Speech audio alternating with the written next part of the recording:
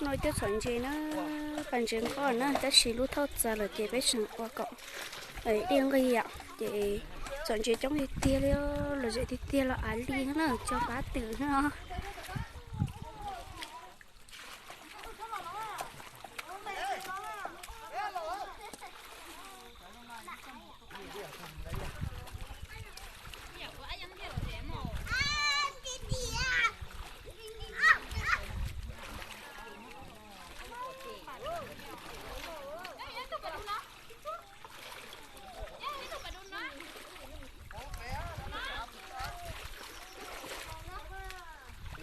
chuyện gì là dễ tia nó nên chúng thì chung rồi ạ chuyện gì mua xí thì tia chỉ nó lên nó sờn gió nó mà nó đó xí mà là chuyện gì mua xí thao thế cú xí thao kia chỉ nhắc cá nó lên nữa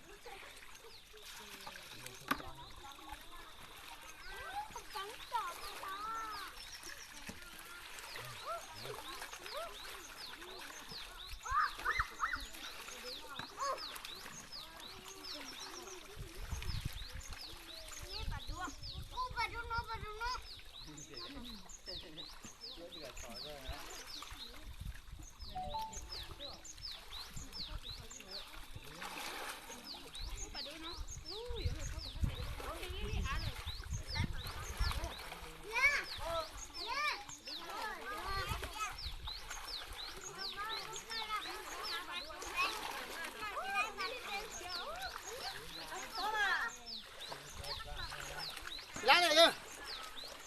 Đây ạ. Tôi có thích tả lá. Từ từ. Hả?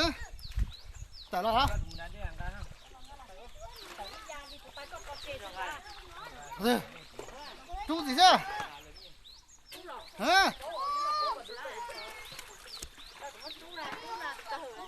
Chúng ta cho tôi. cái trồng phá cú Chúng ta cho tôi.